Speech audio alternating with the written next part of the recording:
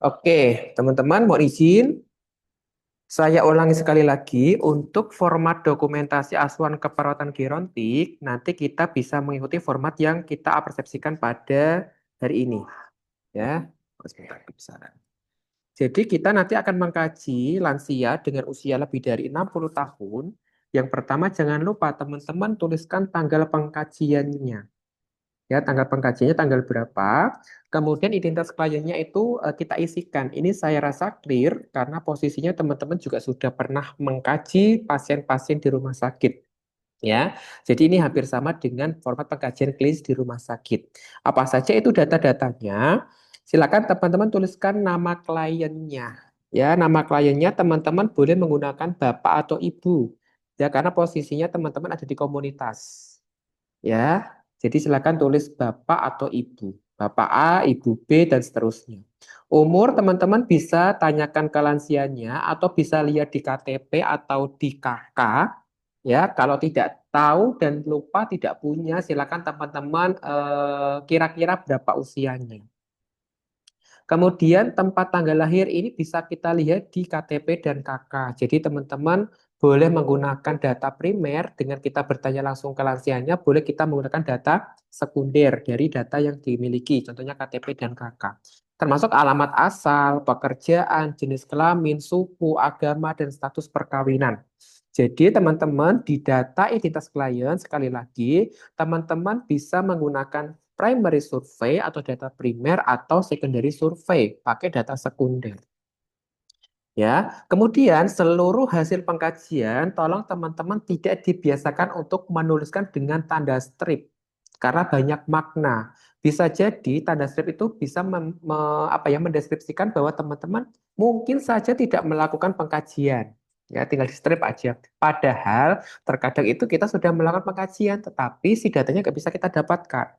Nah, alangkah baiknya teman-teman kalau kondisinya seperti itu, teman-teman tulis saja tidak terkaji atau tidak teridentifikasi. Ya, kalau dengan menggunakan terminologi tersebut sudah bisa dipastikan bahwa teman-teman sebetulnya sudah melakukan, tetapi memang tidak bisa menggali data lebih dalam. Nah, kemudian ke status kesehatan diawali dengan keluhan utama. Ya, keluhan utama, ada kata-kata utama, sehingga di sini dapat disimpulkan bahwa keluhan yang paling dirasakan oleh si klien kita. Ya, seperti tadi yang saya sampaikan bahwa lansia ketika ketemu dengan kita, yang kita merasa aware, kita merasa care, gitu kan, biasanya si lansia ini akan menyampaikan semua keluhannya, ya kan, semuanya tanpa terkecuali. Ya, sehingga nanti akan ada beberapa data yang akan muncul gitu. Nah, bagaimana caranya dari data itu, teman-teman silakan tinggal digali lagi, Mbak. Dari sekian banyak Mbah yang sebutkan tadi, kira-kira mana yang paling paling dirasakan. Itulah yang kalian tuliskan di keluhan utama. Kemudian yang lainnya, teman-teman tinggal tuliskan di riwayat kesehatan saat ini, termasuk dengan data yang masalah kesehatan yang sebelumnya yang menyertai masalah sekarang. Contohnya saat ini saya tensinya tinggi. Ternyata riwayatnya dari 2 tahun yang lalu. Nah, itu si riwayat 2 tahun yang lalu masuknya di riwayat kesehatan saat ini ya teman-teman ya, bukan yang terdahulu. Yang terdahulu itu maksudnya adalah bukan kita lihat dari waktunya, tetapi dari jenis si riwayat penyakitnya. Ya, kalau misalkan di situ memang penyakitnya itu berbeda, misalnya sekarang tensinya tinggi, dulu pernah diare sampai dirawat, itu sudah berbeda. Itu masuknya ke riwayat kesehatan dahulu. Kalau tidak ada selain apa yang dirasakan saat ini, tulis saja bahwa tidak pernah atau tidak memiliki riwayat kesehatan selain masalah kesehatan yang saat ini dirasakan oleh si klien. Kemudian riwayat kesehatan keluarga itu kita tanyakan, Mbak, kira-kira dulu orang tuanya meninggal sakit nggak? Kalau sakit, kira-kira sakitnya apa? Nah, nanti teman-teman identifikasi apakah sakitnya itu termasuk sakit tidak menular atau sakit menular. Kayak gitu. Kemudian tinjauan sistem. Ya, ini sama seperti keilmuan klinis. Ya, di mana kita harus melakukan pemeriksaan atau pengukuran nadi, kemudian respirasi, kemudian tekanan darah, suhu, kesadaran. Ya, ini sudah clear ya, ini keadaan umum atau KU. Kemudian sistem respirasi, batuk enggak? Ada sputumnya apa enggak? Sesak nafas apa enggak? Bagaimana bunyi nafasnya? Ya kan? Kemudian sistem kardiovaskuler. Bunyi jantungnya normal apa tidak? Nadinya kita tuliskan lagi, reguler apa irreguler? Ada udem atau tidak? CRT-nya berapa? Perdarahnya berapa? Nanti dari setiap ini teman-teman akan mengarahkan teman-teman untuk mengangkat diagnosis keperawatan tertentu. Misalnya respirasi, pasti respirasi kalau kita lihat di buku SDKI, kalau nggak pola nafas pasti bersihin jalan nafas. Kalau nggak itu berarti gangguan pertukaran gas kan gitu. Nah, jadi nanti tinggal dikuatkan dengan data mayor dan minim. Kemudian sistem gastrointestinal. Ya kan makannya berapa kali sehari, ya kan berapa porsi, satu porsi, setengah porsi, seperempat porsi, sepertiga porsi tuliskan. Kemudian mual ada enggak, muntah ada enggak, bagaimana mulutnya ada lesi atau tidak, nodulnya ada atau tidak, kan? Mukosanya kering atau lembab, bagaimana lidahnya, warnanya, ada ulkus atau tidak di area sistem gastrointestinal. Kemudian berapa bising ususnya, bagaimana bentuknya, datar atau cembung. Nah, ini nanti dikaji semuanya. Ini mungkin nanti akan bisa mengarahkan ke arah masalah yang berkaitan dengan nutrisi. Kemudian sistem integumen, ya kan sudah jelas nanti arahnya ke arah kerusakan integritas kulit. Kita lihat rambutnya, apakah ada kutunya, rontok atau tidak, ada ketombenya atau tidak, kukunya panjang atau pendek, bersih atau kotor, kemudian turgor kulitnya baik atau menurun, ya kan, warna kulitnya bagaimana, pucat atau sianosis, kemudian temperaturnya hangat atau dingin, atau berkeringat, luka ada atau tidak. Kalau ada luka itu di mana lokasi lukanya, berapa luasnya, kedalamannya berapa. Nah, itu kita kaji semuanya. Ini nanti bisa mengarah ke arah masalah keperawatan, kerusakan integritas kulit bisa, kemudian gangguan perfusi jaringan juga bisa, terus kemudian hipovolemia juga bisa. Kemudian sistem persepsi sensori, ya. Kita lihat matanya, bagaimana konjungtivanya, skleranya, penglihatannya jelas atau tidak, mbahnya pakai kacamata atau tidak. Kemudian bagaimana telinganya, serumenya ada atau tidak, pendengarannya jelas atau tidak, pakai alat bantu atau tidak ya, yang alat bantu yang dipasang di telinga. Kemudian sistem muskuloskeletal, pasti ini nanti akan mengarah ke arah gangguan mobilitas fisik. Ya kan? Apakah ada fraktur? Kalau ada fraktur, di mana frakturnya? Terbuka atau tertutup? Ya kan? Bagaimana mobilitasnya? Mandiri atau pakai krek, atau pakai triway, atau pakai kursi roda, kita tuliskan. Kemudian sistem perkemihan ini nanti pasti mengarahnya ke arah masalah gangguan eliminasi. Ya, mulai dari apakah ada perubahan pola BAK, bisa juga inkontinensia urin atau inkontinensia AVI, ya kan? BAB tidak terkontrol, BAK tidak terkontrol. Ada alat bantu atau tidak? Ini mungkin kalau di komunitas tidak semuanya pakai kondom kateter, ya kan? Tapi nanti teman-teman coba identifikasi khawatirnya mendapatkan pasien yang memang diabetes dan dia terpasang kateter. Kemudian sistem reproduksi, mulai dari payudaranya, apakah ada benjolan, nyeri atau tidak, kemerahan, ada luarannya atau tidak. Kemudian kita kelaminnya apakah ada keluaran, nyeri atau bau. Kemudian sistem neurologis, apakah ada keluhan bicara, keluhan alat gerak, ya nanti kita identifikasi semuanya. Kemudian sistem endokrin ini apakah ada pembesaran kelenjar tiroid, ada masalah di paratiroid, KGB dan sebagainya. Itu untuk yang per sistem. Nah, selanjutnya ini pengkajian head to toe, mulai dari kepala sampai kaki. Ya, ini sebetulnya ada beberapa bagian yang mungkin sudah kita kelola, sudah kita kaji di bagian sebelumnya. Ya, mulai dari rambut, ya kan, rontok atau tidak. Kebersihannya bagaimana, bersih atau tidak. Bagian mata, konjungtivanya, kemudian skleranya, strabismusnya, penglihatannya, apakah menggunakan kacamata, peradangan, riwayat katarak, keluhannya ada atau tidak di bagian mata. Kemudian hidung, apakah bentuknya simetris, apakah ada peradangan, kemudian bagaimana penciumannya, kalau ada masalah tuliskan.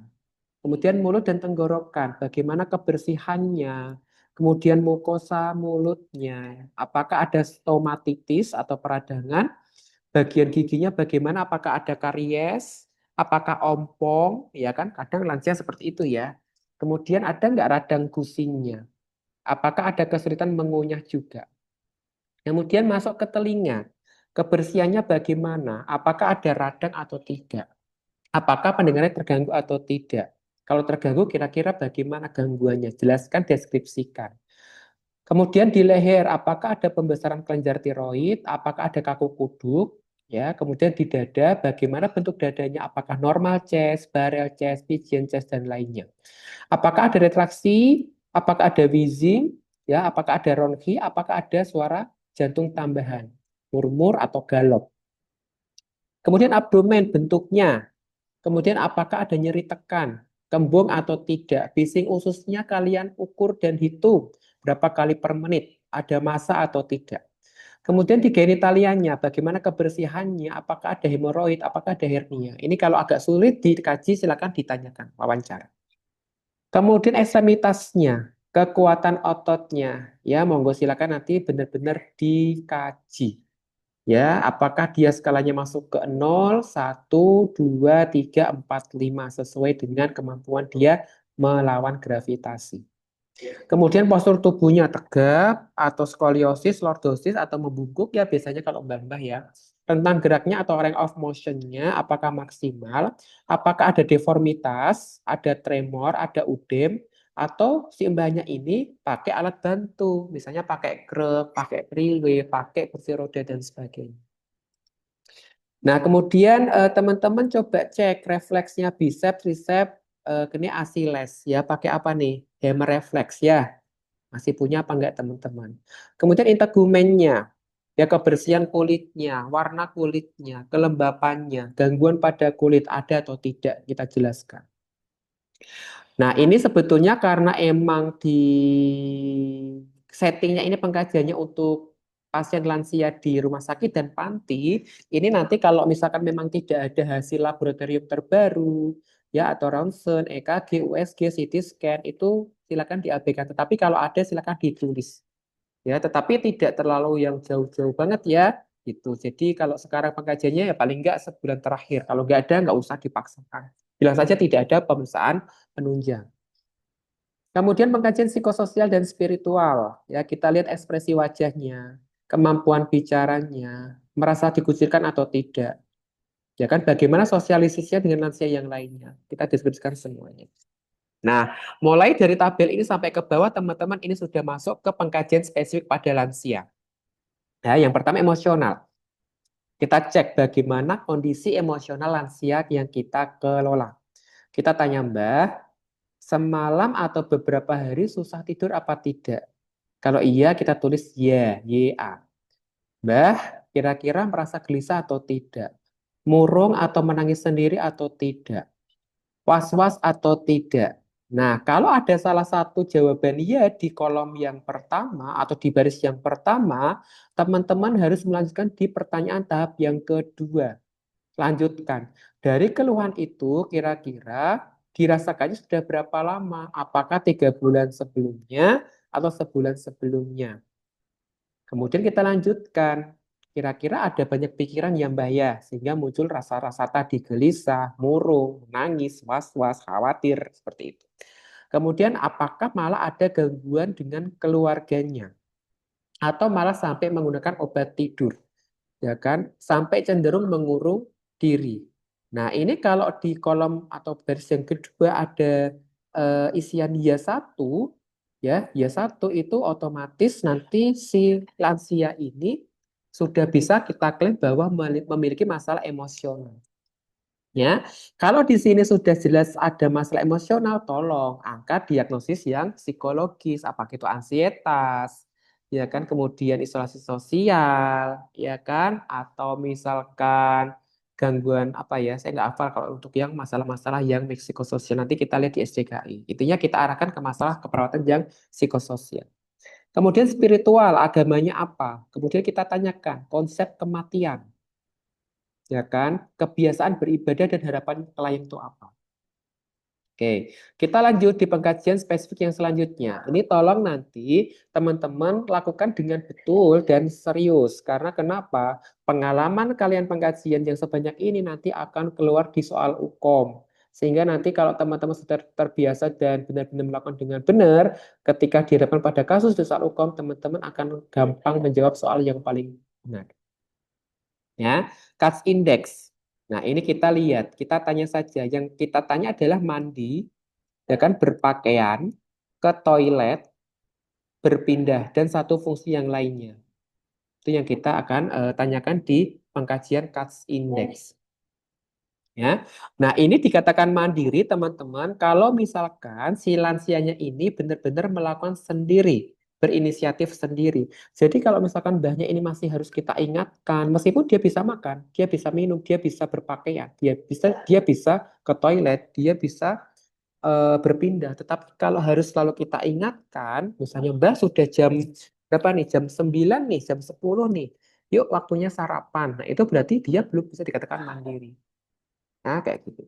Kemudian yang kedua, Bartel Index ini hampir sama dengan Katz Index. Jadi kedua pengkajian ini nanti akan mengarahkan teman-teman untuk menegakkan diagnosis defisit perawatan diri. Kalau misalkan si activity semuanya kita bantu, berarti teman-teman pilihnya defisit perawatan diri secara utuh. Tetapi kalau hanya ada beberapa fungsi, silakan baca di SDKI. Di situ ada banyak pilihan. Defisitnya bagian mana nih? Apakah makan minum, berpindah, eliminasi, tinggal teman-teman tentukan. Nah, kemudian Bartel Index, ya kan, ini teman-teman tinggal dibuletin caranya, ya kan, mandiri atau dengan bantuan. Nanti kalau tadi itu tinggal kita buletin salah satu hurufnya, kalau Bartel Index itu kita buletin, kemudian kita jumlah teman-teman. Jangan lupa keterangannya dituliskan, makan berapa kali, jumlahnya berapa porsi, jenisnya apa saja, nasi, sayur, lauk misalnya.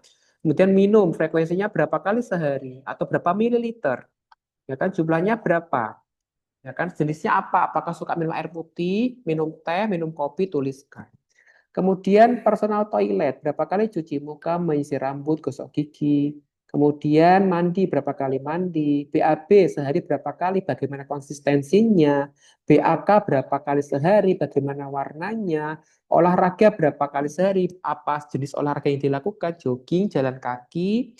Kemudian rekreasi, ya frekuensinya berapa kali seminggu misalnya. Terus jenisnya apa? Misalnya dia pergi ke pantai, atau hanya duduk-duduk dengan cucunya di depan rumah, ke taman desa, ke pasar malam, dan sebagainya. Tuliskan di situ. Nah, nanti kalian jumlah, kemudian tentukan dia masuknya ke ketergantungan yang mana. Apakah dia masih mandiri, sebagian, atau total. Nah, ini kalau misalkan dia masih mandiri, tolong tidak diangkat diagnosis defisit perawatan diri. Tetapi kalau dia sudah masuknya ketergantungan sebagian tahun total, itu baru kita tegakkan. Kemudian SPMSQ. Nah, kita berlanjut ke masalah kepartan yang selanjutnya. SPMSQ dan MMSE ini kita akan arahkan kepada masalah keperawatan gangguan memori. Ini biasanya kita temukan pada pasien-pasien yang pikun atau demensia atau Alzheimer. Nah, ini kita recall lagi, ingatkan lagi mungkin teman-teman waktu S1 sudah belajar ya. Jadi apa yang kita tanya, tanggal berapa hari ini hari apa nama tempat ini, umurnya berapa, kapan lahirnya, siapa nama presiden, siapa nama ibunya, dikurangi angka 20 kurangi 3, dikurangi 3 lagi, dikurangi 3 lagi. Nanti tulis yang benar berapa, yang salah berapa. Nah, ingat, jawabannya jangan lupa ditulis di sebelah kolom yang bagian kanan. Dan interpretasinya jangan lupa dibuletin atau dikasih warna. Ya, apakah dia masuknya ke utuh, apakah sudah mulai ada kerusakan ringan, sedang, atau berat. Kalau misalkan dia sudah masuk ke kategori sedang atau berat, teman-teman berhak untuk mengangkat diagnosis gangguan memori. Nah, terus kemudian selanjutnya MMSE. Ini hampir sama dengan SPMSQ, tetapi ini lebih detail. Yang perlu kalian siapkan adalah kertas dan pensil atau alat tulis. Ya, yang pertama kita tanyakan, ya, ini tahun berapa, musimnya apa, tanggal berapa, hari apa, bulan apa. Kemudian lokasi, orientasi tempat, Nanti di bagian panti sama wisma kita di sini boleh diganti kecamatan ya teman-teman ya. Nanti harusnya maksudnya kecamatan Dawe ya, ya benar. Wispanya kita ganti desa, desanya Ternadi. Jadi kita tanyakan ini negara mana, provinsi mana, Kabupaten Kudus gitu kan. Provinsinya Jawa Tengah, kabupatennya Kudus, kemudian kecamatannya Dawe, kemudian desanya Ternadi. Cukup ya, tidak usah kita tanyakan RW RT, cukup sesuai dengan jumlah item penilaiannya, 5 item penilaian. Kemudian registrasi. Kita menyebutkan objek, ini jangan susah-susah cari objek yang ada di sekitar lansia saat pengkajian. Misalnya ada pintu, meja, kursi, piring, ya kan, kemudian sisir dan sebagainya. 3 objek. Kemudian mintalah lansia untuk menyebutkan apa yang kita sebutkan. Kemudian kalkulasi pengurangan dari 100 dikurangi 7 dikurangi 7 sampai 5 kali. Kalau di bagian ini sudah ada kunci jawabannya. Nanti teman-teman tinggal checklist ya mana saja yang dijawab dengan benar. Kemudian mengingat. Nah, tadi di bagian registrasi sudah kita minta si lansianya menyebutkan 3 objek yang kita sebutkan. Nah, di bagian mengingat kita minta mengulangi lagi, Mbak, tadi barang-barang yang saya sebutkan atau benda-benda yang saya sebutkan kira-kira apa ya? Boleh nggak diulangi lagi? Nah, itu di bagian mengingat. Kemudian bahasa, ya. Kalau tadi kita menyebut, sekarang kita menunjuk, ya, menunjuk salah satu barang yang ada di sekitar mbahnya dan kita meminta untuk mbahnya menyebutkan itu barang namanya apa. Ya, kemudian setelah itu kita minta si lansianya untuk menyebutkan tak ada jika dan atau tetapi. Ya, kemudian ini minimal harus benar 2, tidak ada tetapi atau tak ada jika, nah, dan atau itu boleh. Ya, kemudian, nah di sini kita minta si lansia ini ambil kertas, ya kan? Kita sudah siapkan kertasnya. Suruh ambil kertas. Jadi kita taruh di meja, Mbah, tolong ambil kertasnya. Kemudian boleh nggak dilipat jadi 2? Ingat teman-teman, lipat jadi 2 ini itu bebas ya teman-teman ya. Mau dia simetris boleh nggak juga nggak apa-apa. Yang penting lipatannya jadi 2. Kemudian minta taruh di lantai. Boleh nggak Mbah ditaruh di lantai? Nah selanjutnya Mbah tutup matanya. Kemudian Mbah tulis satu kalimat. Misalnya nama saya Jauhar. Ya kan? Kemudian menyalin gambar. Ya, jadi kita gambar, kita minta simbahnya untuk menyalin gambar. Kemudian copying, menyalinnya pakai ini ya teman-teman ya gambarnya, pakai yang ada di bawah. Ini ada pentagon ya, segi 5 tuh 2 3 4 5. Ini harus benar seperti ini. Jadi harus ada 10 sisi. 1 2 3 4 5. Jadi masing-masing pentagon ada 5 sisi. Kalau kita jumlah ada 10 sisi. Nanti cek, hitung sisinya. Oh iya benar 10. Kemudian harus ada 2 pentagon saling berpotongan seperti gambar ini. Di mana yang berpotongan ini ada 4 sisi. 1 2 3 4. Nanti teman-teman hitung.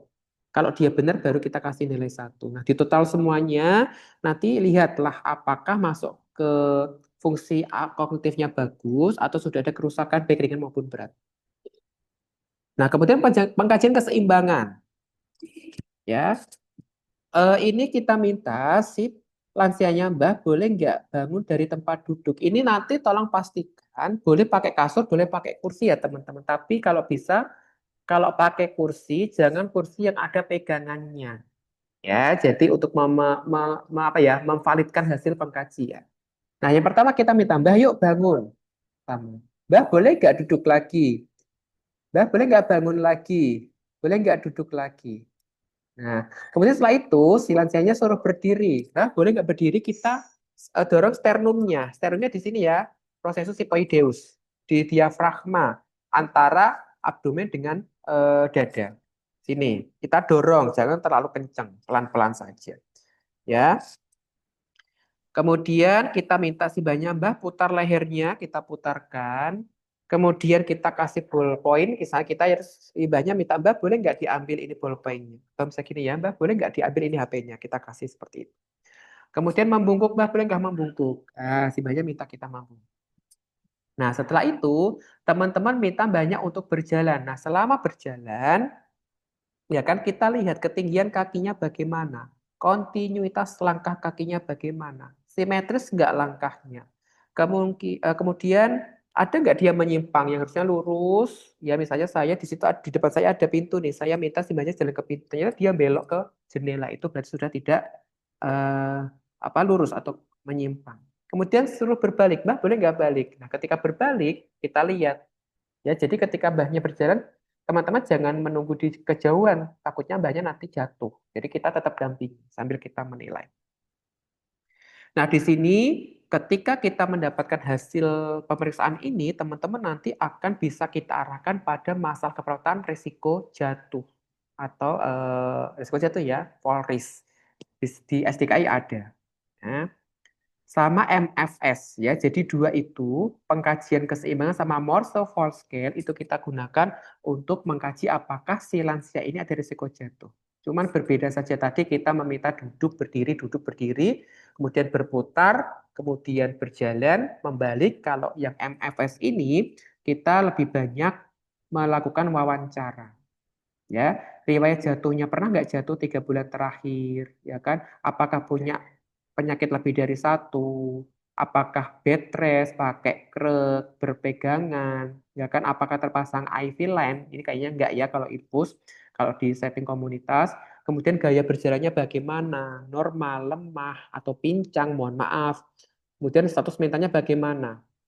Ya kan, dia menyadari kondisi dirinya sendiri apa tidak, atau mengalami keterbatasan daya ingat. Nanti total skalanya kita skor ya, setiap pilihan tadi ada skornya. Nanti teman-teman simpulkan dia masuk resiko rendah, tinggi atau tidak beresiko. Ingat, kalau misalkan baik pengkajian keseimbangan maupun pengkajian resiko jatuh Epworth Scale, kalau misalkan seimbangnya ini kok masuk ke risiko rendah atau tinggi, itu biasanya kita bisa angkat masalah keperawatan risiko jatuh. Selanjutnya MNA atau Mini Nutritional Assessment. Selain teman-teman tadi mengkaji antropometri, kalau tadi nggak ada bisa ditambahkan BBTB dan IMT, teman-teman untuk menentukan defisit nutrisi si lansia, selain tadi kita juga menilai pola makan ya, berapa porsi, berapa kali, makanya apa, kita juga bisa menggunakan MNA ini. Ya, MNA ini kita lakukan untuk screening menentukan status nutrisi pada lansia. Ya kan, di sini kita lihat apakah ada kesulitan menelan. Ya kan, apakah ada kehilangan berat badan 3 bulan terakhir. Kemudian bagaimana mobilisasinya. Kemudian ada stres nggak psikologisnya. Kemudian ada nggak neuropsikologisnya.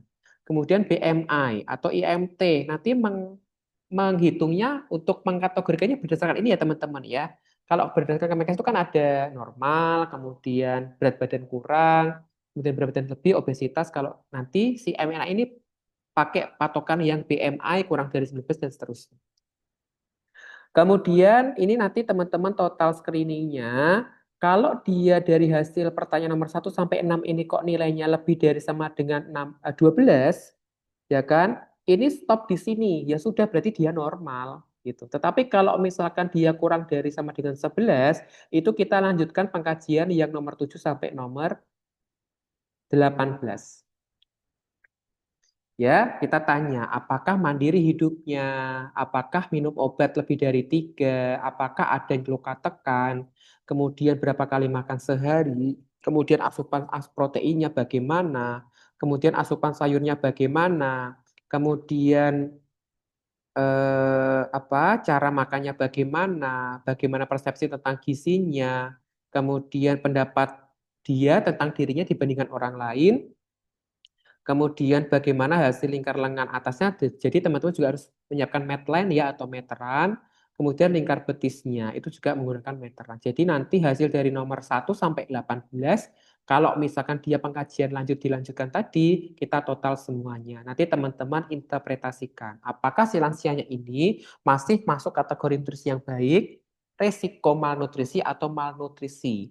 Kalau masih baik, berarti teman-teman tidak perlu mengangkat diagnosis nutrisi. Tetapi kalau ada risiko malnutrisi, silakan teman-teman tulis risiko defisit nutrisi.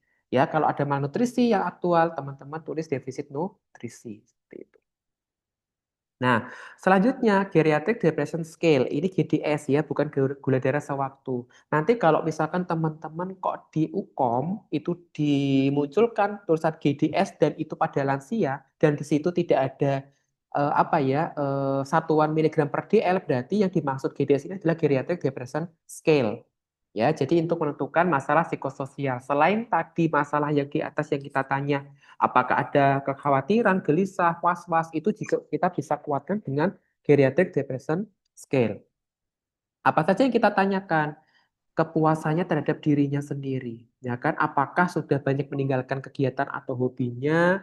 Apakah merasa kehidupannya kosong? Apakah merasa bosan? Apakah masih punya semangat hidup, gitu kan? Apakah takut terjadi sesuatu? Kemudian apakah bahagia? Apakah merasa tidak berdaya, gitu kan? Apakah lebih suka tinggal di rumah ataupun lebih suka berkeliaran? Mohon maaf ya, di luar rumah. Apakah memiliki banyak masalah daya ingat, ya kan? Apakah hidupnya menyenangkan? Apakah merasa tidak berharga? Masih semangat? Tidak ada harapan? Dan merasa bahwa dirinya itu tidak lebih baik dari orang lain. Nanti teman-teman kan tinggal lingkari ya. Kalau iya berarti nanti tinggal di bagian iya, kalau tidak bagian tidak. Ya, jadi nanti tinggal di skor, ini nanti akan muncul. Silakan interpretasikan. Setiap pengkajian harus ada interpretasinya. Ya, depresi ringan, sedang, dan berat. Kalau dia sudah masuk ke kategori ringan, sedang, dan berat, silakan teman-teman kaitkan dengan kira-kira masalah keperawatannya apa. Nah, yang terakhir pengkajian itu teman-teman melakukan apgar keluarga. Jadi kita itu pengen mengetahui bagaimana dukungan perawatan keluarga yang diberikan kepada si lansianya. Yang pertama adaptasi. Ya kan, kita tanyakan, Mbah, puas enggak dengan keluarga yang suka membantu Mbah ketika butuh bantuan? Kemudian yang P, partnership. Ya kan, puas enggak dengan cara keluarga membicarakan sesuatu dengan saya atau mengungkapkan masalah saya? Kemudian growth. Puas nggak dengan keluarga yang mendukung semua keinginannya? Atau afek. Puas nggak dengan keluarga yang mengekspresikan afek atau berespon terhadap emosi yang dimunculkan oleh si lansianya? Atau resolve. Ya kan, apakah merasa puas dengan keluarga yang menyediakan waktu bersama-sama? Ya, ini bisa keluarga, bisa caregiver, atau bisa siapa. Nah, nanti apakah ada disfungsi atau tidak ada disfungsi? Ya, nanti bisa kita kaitkan dengan dukungan keluarga. Oke, itu untuk pengkajian. Untuk analisis data, teman-teman silakan sama dengan setting klinis sebelumnya. DSDO-nya apa? DS berarti ada mengatakan, mengeluhkan, menyatakan, menjelaskan, ya kan? Menyampaikan. DO-nya berarti tampak, hasil pemeriksaan, hasil pengukuran. Etiologinya lihat di SDKI, masalahnya lihat di SDKI. Ya kan? Jangan lupa di bagian diagnosis, teman-teman tuliskan kode. Ingat cara menulis diagnosis keperawatan, ya harus lengkap, tidak hanya masalah keperawatannya saja, tetapi harus lengkap. Kalau aktual berarti ini masalah berhubungan dengan etiologi ditandai dengan DSDO. Untuk resiko masalah berhubungan dengan etiologi, kalau potensial masalah ditandai dengan DSDO. Tolong lengkap ya, jangan lupa diberikan kode SDK ini. Kemudian intervensi DSDO-nya kita tarik dari tabel ANS data, diagnosisnya kita tarik, jangan lupa dikasih kode.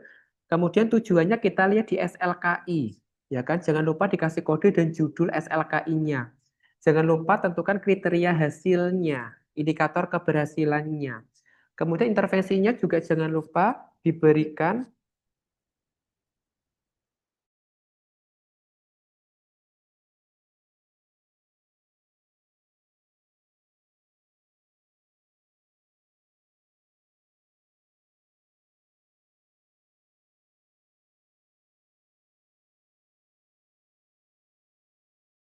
Baik, saya lanjutkan teman-teman ya. Untuk intervensi, sama seperti luaran, teman-teman tuliskan judul intervensinya sesuai dengan SIKI, kemudian tuliskan kode intervensinya. Kemudian tuliskan oteknya, observasi apa, terapeutik apa, edukasi apa, kolaborasi. Tulis semuanya nggak masalah. Ini baru planning. Ya kan, planning itu bisa kita lakukan, bisa tidak. Oke, kemudian implementasi. Tuliskan nomor diagnosisnya apa, lihat dari diagnosisnya, kemudian hari tanggalnya apa, ini minimal 3 hari ya teman-teman ya. Kemudian tindakannya apa, ya ini bahasa intervensi dibahasakan implementasi, ajarkan, mengajarkan, observasi, mengobservasi, monitor, memonitor, memberikan. Kemudian responnya ini nanti bisa dituliskan subjektif dan objektif. Ingat, menulis respon itu adalah sesuatu yang kita amati selama atau sesaat setelah tindakan keperawatan dilakukan. Jadi jangan sampai muncul pasien bersedia itu bukan respon, karena itu prosesnya ada di informed consent. Ya, jadi ketika kalian edukasi, ketika kalian masase, ketika kalian ajarkan ROM, itu kira-kira apa yang terjadi di sepanjang tindakan itu atau setelah tindakan itu diselesaikan. Oke, kemudian paraf jangan lupa dituliskan. Dan di bagian intervensi, mohon maaf tadi saya kelupaan, di bagian terapeutik tolong tambahkan hasil penelitian yang kalian intervensikan atau implementasikan. Ya. Kemudian evaluasi, tulis lagi diagnosisnya, lengkap dengan kodenya. Evaluasinya pakai SWOT, ya, SO-nya. SO ini teman-teman tolong sesuaikan dengan kriteria hasil. Ya, jangan sampai kita mau ngukur berat badan pakai meteran nggak bisa, harus apple to apple. Kalau di sini kamu bunyikan misalnya nyeri menurun, berarti di sini harus ada data-data itu. Ya kan tidak meringis misalnya. Nah, di sini harus ada data itu. Jadi jangan sampai bahasa di SO evaluasi berbeda dengan bahasa di kriteria hasil. Karena kriteria hasil ini yang nantinya akan kita jadikan sebagai patokan untuk menentukan apakah masalahnya masih ada, belum teratasi atau teratasi. Oke, selanjutnya di bagian A, analisis cukup tuliskan masalah keperawatannya. Nyari akut, bersihan jalan nafas tidak efektif, dan sebagainya. Kemudian planningnya, tolong kalau misalkan memang masalahnya belum teratasi, tolong tuliskan intervensi apa yang perlu dilanjutkan. Jangan cuma tulis lanjutkan intervensi. Nanti perawat yang melanjutkan bingung. Karena tidak semua intervensi harus kita lakukan. Ya kan? Kalau kita melihat tabel intervensi, kita pilih mana yang perlu dilanjutkan, mana yang sudah cukup untuk tidak dilanjutkan. Ya, kalau selesai ya sudah cukup, tidak selesai. Gitu. Jadi tidak ada bahasa-bahasa masa teratasi atau tidak teratasi ya teman-teman ya. Di bagian A itu cukup tuliskan masalah keperawatannya. Nanti kita bisa menyimpulkan dia teratasi atau tidak dari P-nya. Kalau dia bilangnya selesai berarti teratasi. Tetapi kalau dia masih kamu minta lanjutkan berarti masalahnya tidak teratasi atau belum teratasi. Oke, jangan lupa paraf di samping kanan. Oke, itu dari saya teman-teman untuk persepsi dokumentasi asuhan keperawatan gerontik. Apakah ada yang mau ditanyakan? Karena saya harus lanjut dengan teman-teman untuk briefing.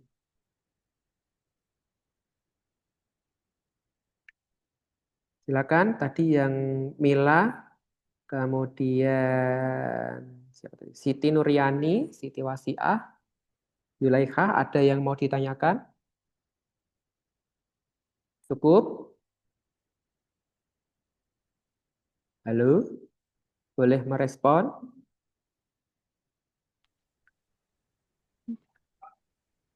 Cukup ya? Cukup, Pak. Oke, oke kalau cukup, saya rasa cukup pembekalan stase gerontik dari saya untuk mulai pencarian apa siswanya, siswa lansianya bisa dimulai dari minggu ini ya teman-teman ya sambil berproses untuk menyelesaikan MMD. Nanti minggu depan kita akan eh, jadwalkan untuk supervisi dan seminar. Itu saja dari saya. Nanti untuk koordinasi selanjutnya kita di WhatsApp grup koordinasi. Terima kasih. Saya Heri. Wassalamualaikum warahmatullahi Lagi, wabarakatuh. Waalaikumsalam warahmatullahi wabarakatuh. Waalaikumsalam.